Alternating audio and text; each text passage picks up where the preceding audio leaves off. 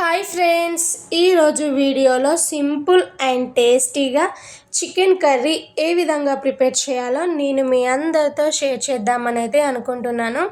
ఒక్కసారి నేను చెప్పినట్టు ఇట్లా సింపుల్గా చికెన్ కర్రీ అయితే ట్రై చేయండి. టేస్ట్ అయితే చాలా బాగుంటుంది. ప్లస్ చాలా సింపుల్గానైతే ప్రిపేర్ చేసుకోవచ్చు. సో ఈ చికెన్ కర్రీ వచ్చేసి అయితే నేను చపాతీలోకనైతే ప్రిపేర్ చేసినాను. అందుకోసమే కొంచెం గ్రేవీ అయితే కొంచెం పల్చగా ఉండేటట్టు అయితే చూసినాను. టేస్ట్ చాలా బాగుంది. ఫస్ట్ అయితే ప్రాసెస్లోకి అయితే వెళ్ళిపోదాము. సో ఇక్కడ నేనైతే కేజీ చికెన్ వరకు అయితే తీసుకున్నాను అనమాట. ప్లస్ చికెన్ ఏంటంటే స్కిన్తోనే తీసుకున్నాను.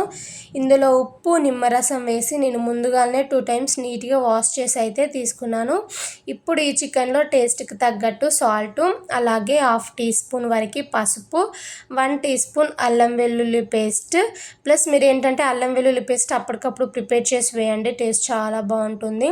అలాగే 2 టీ స్పూన్ల వరకు కారం అన్నమాట. కారం ఎప్పుడైనా ఇంతే వేయాలని రూల్ ఏం లేదండి. మీ ఇంట్లో వాళ్ళు ఎంత స్పైస్ తినగలుగుతారో దాన్ని బట్టి అయితే కారం అయితే అడ్జస్ట్ చేయండి. అలాగే ఇందులోకి జస్ట్ 1 టీ స్పూన్ వరకు ఆయిల్ని అయితే వేసేసుకొని ఇప్పుడు మనం వేసిన ఉప్పు, కారం, అల్లం వెల్లుల్లి పేస్ట్, పసుపు, ఆయిల్ మొత్తం కలిసేలాగా బాగా మిక్స్ చేయండి. చికెన్ కర్రీలో ముందుగానే ఇవన్నీ వేసి కలిపి కాసేపు మ్యారినేట్ చేసి చికెన్ కర్రీ వండామనుకోండి, టేస్ట్ అయితే చాలా బాగుంటుందన్నమాట. సో చూసిలా చికెన్కి మొత్తం పట్టేలాగానైతే ఈ విధంగా బాగా మిక్స్ చేసేసి ఇప్పుడు ఈ చికెన్ అయితే ఒక 20 నిమిషాల పాటు అయినా కానీ పక్కనైతే పెట్టేయండి. స్టవ్ ఆన్ చేసి అయితే గిన్నెను పెట్టుకొని ఇందులోకి ఆయిల్ అయితే వేసుకోవాలి. మనకి ఆయిల్ అనేది నాన్ వెజ్ రెసిపీలో కాస్త ఎక్కువగానే పడుతుంది కాబట్టి ఆయిల్ అయితే వేసేసుకోండి. ఆయిల్ వేడైన తర్వాతకి 2 బిర్యానీ ఆకులు, 2 ఇలాచి, చిన్నది దాల్చిన చెక్క, 2 లవంగాలను అయితే ఇందులోకి వేస్తున్నాను. సో ఇలా వేసిన స్పైసెస్ని అయితే లో ఫ్లేమ్లోనే పెట్టుకొని కాసేపు ఫ్రై చేయండి.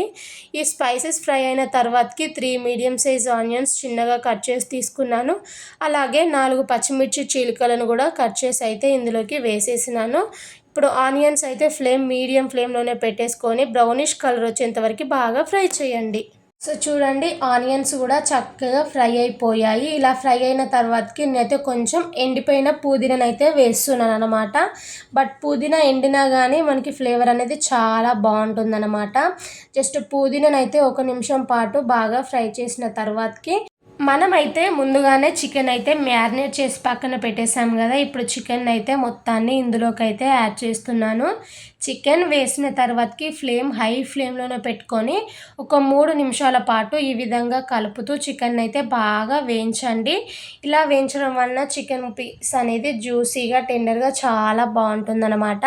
సో ఇలా వేయించేసరికి చికెన్ కూడా కాస్త కలర్ చేంజ్ అయినట్టయితే తెలుస్తుంది. ఇప్పుడు ఈ గిన్నె పై నుంచి అయితే మూతను పెట్టేసుకొని సో చికెన్లోకి వెళ్ళి ఆయిల్ సపరేట్ అయ్యేంత వరకు అయితే బాగా ఉడికించండి.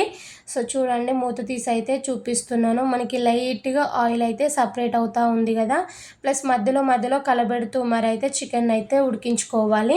సో చికెన్ అయితే ఈ విధంగా కుక్ అయిన తర్వాతకి ఇందులోకి ఎండు కొబ్బరిని అయితే వేస్తున్నాను. ఎండు కొబ్బరిని అయితే తురుము అయితే వేస్తున్నాను. సో 2 టీ స్పూన్ల వరకు ఎండు కొబ్బరి పొడిని అయితే వేసేసినాను. ఇప్పుడు కొబ్బరి పొడితో పాటు చికెన్ని కూడా బాగా ఉడకనివ్వండి. నేనైతే ఎండిపోయిన కొబ్బరిని అయితే డైరెక్ట్గానే తురిమినాను. ఇన్ కేస్ మీరు వేయించినట్టయితే ఇప్పుడు ఎక్కువగా ఉడికించాల్సిన అవసరం లేదు.